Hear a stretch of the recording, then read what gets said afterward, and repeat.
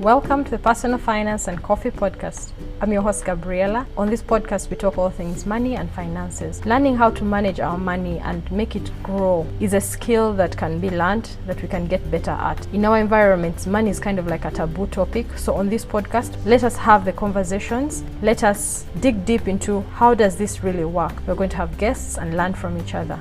I encourage you to listen and enjoy the podcast. Remember, you are the CEO of your money. No one else can manage the money for you. Welcome to today's episode.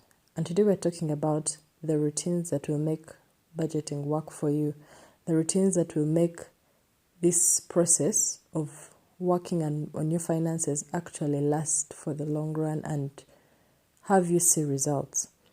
So this process of trying to improve your money started a while back for me. And have you ever been there and you decide to manage your money and say, okay, now this is the year, this is the time, I'm going to do this.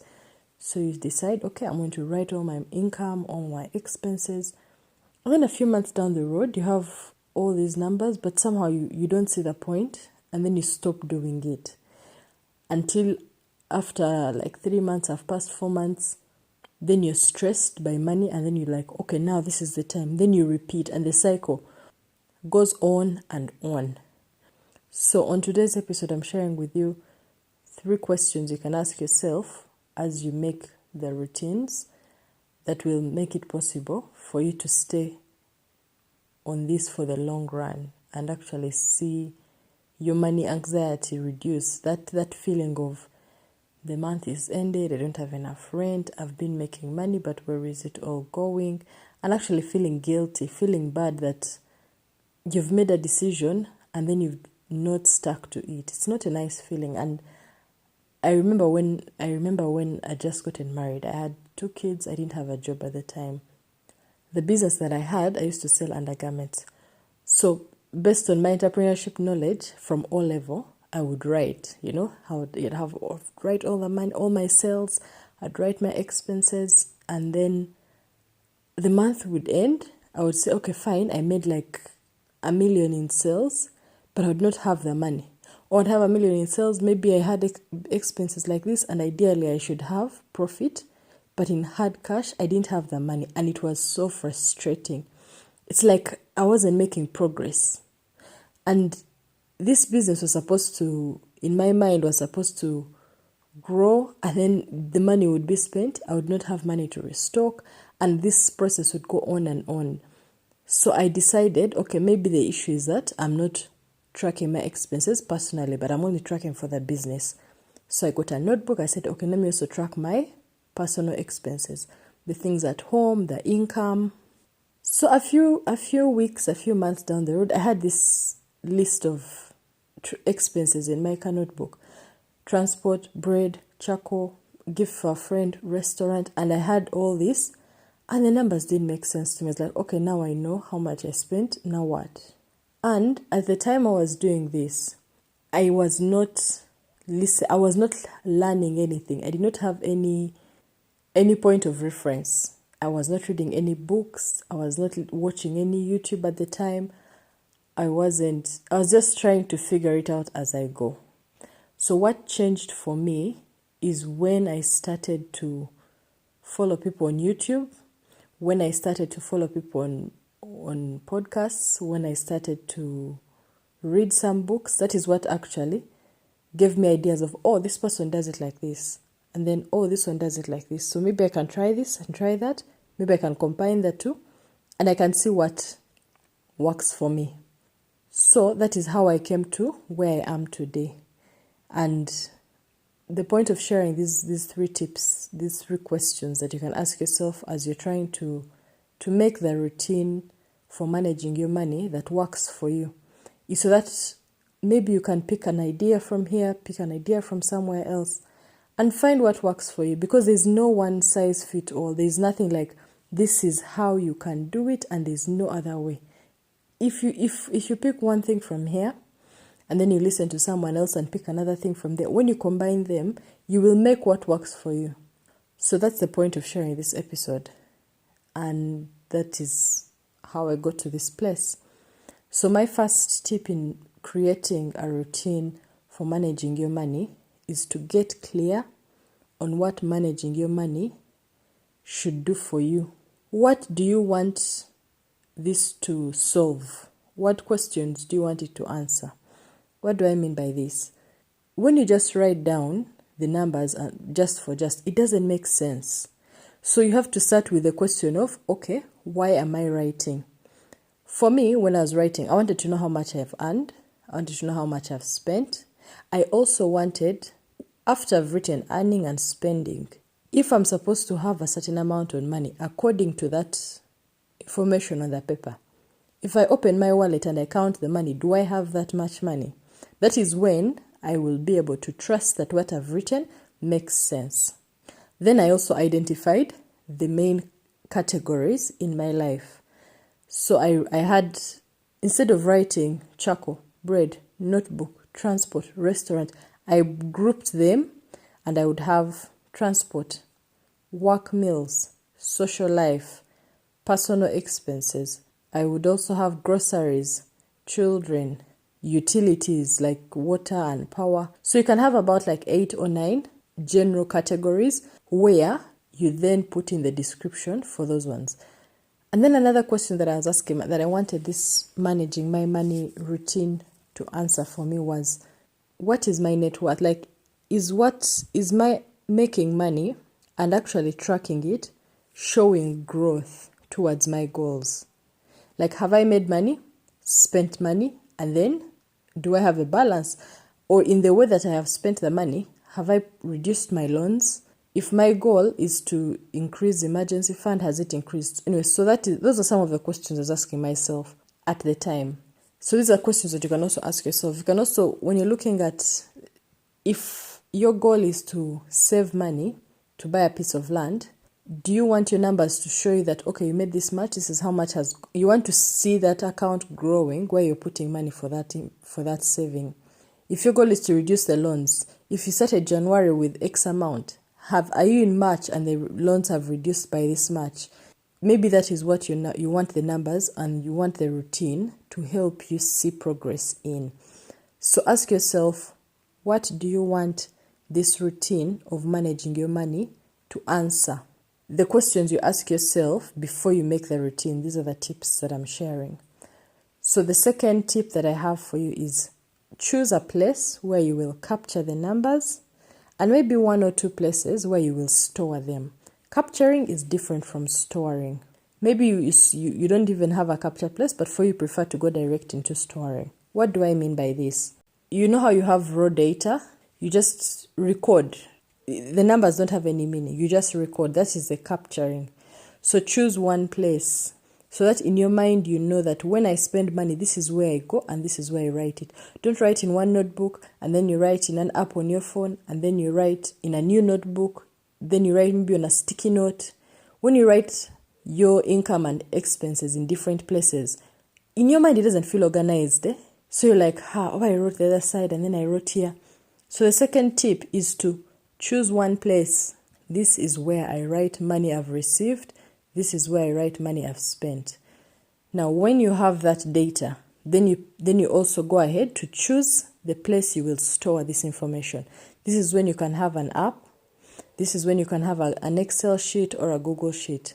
So when you choose the place where you will store the information, this is where you store it will help you process it, because you store it in those categories that I've talked about. So over time, you will see, okay, this month I spent this much on transport, I spent this much on the children, I spent this much on food at home. And you can say in January you'll see how much you spent in the categories. You'll see in Feb, you start to see a pattern. And then you'll decide, okay, maybe I want to reduce on the social spending so that I can increase on my savings. Maybe I want to increase on the children so that we can have more activities. Or you can maybe say, okay, next month I have a birthday coming up for a friend of mine, so I can anticipate that my social will be higher, and that's okay. So choose where you will capture and then choose where you will store the information. So for me currently, I have 3 places. I capture on a piece of paper. I used to capture in a notebook, but after a while, I decided I have a piece of paper where I capture. On this piece of paper, I do it in weeks. I fold the paper and I have week 1, week 2, week 3, week 4. At the end of the month, when I've transferred all the information from capture into store, then I don't need the paper. So when the day ends, I write down, this is what I spent, this is what I earned.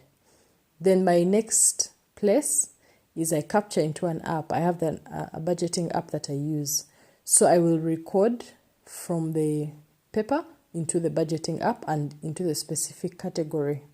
This takes me about like 10 minutes at the end of the day. I just work on this quickly, depending on how much I've spent. Because I'm not looking at the details, if I've gone to the market, I don't write onions, tomatoes, what. I'll just say groceries. I used to write the details, but then I realized I don't need to know how much I spent on onions and tomatoes.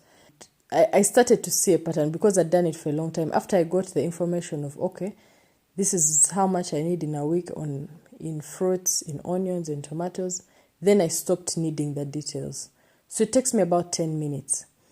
And then at the end of the week or at the end of the month, I move this information into an Excel sheet, a Google sheet. This, I think, is just I like Google Sheet. I like Excel and things like that. You can also have, like, there are people who have already made Google Sheets, so they have formulas. So if you feel like that is not for you, you just get one that is already made. So all you have to do is fill in the information. So why do I move it into the Google Sheets?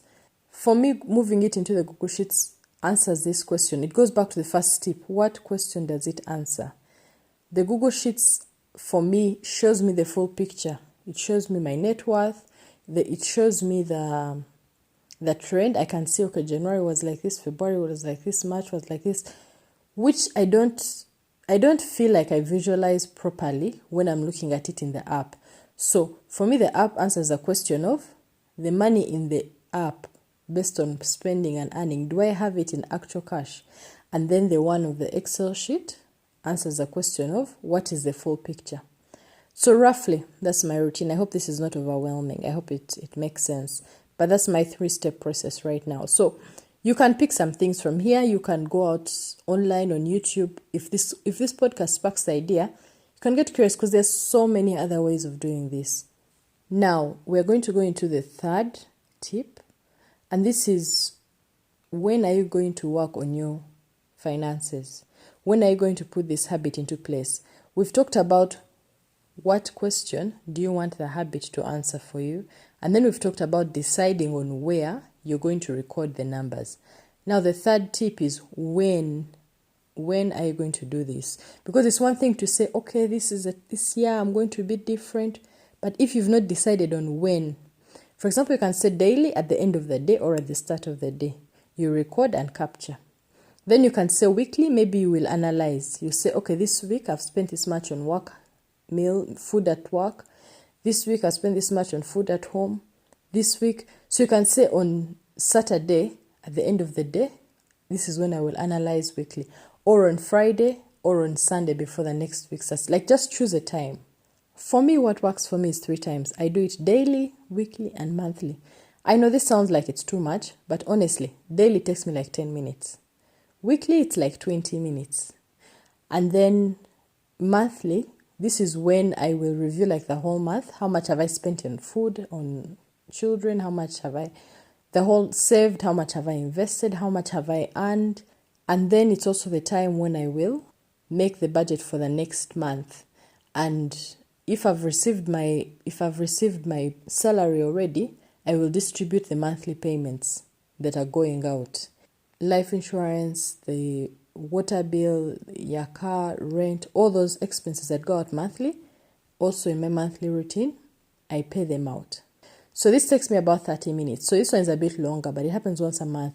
So you can choose to say last Saturday of the month, last Sunday of the month. Just choose a time. So this is the overview. There are 3 tips, 3 questions that will help you create the money routine, the routine that will help you manage your money. The first one is to get clear on what you want the managing of your finances to do for you. What questions do you want it to answer? The second is choose a place where you will capture the numbers. and a place where you will store the numbers to analyze. And then the third step is, when are you going to work on your finances? Choose a time that is daily, weekly, or monthly. Now, once all this is done, the next question is, after you've gone through the whole process of having your routine and now the month has ended. So the question is, how do you close out the budget? How do you end the month and say, okay, I've made progress. How do I assess if this is making sense for me, and how do I make changes? That's what our next episode is going to be about. We're going to look at how do I close the budget and enter into the next month in a way that builds on the previous month, so that you're seeing progress and not just running around in circles, to break the cycle of repeating the same mistakes over and over again. That's it for today's episode. I hope you found value in it. We'll chat again in the next episode.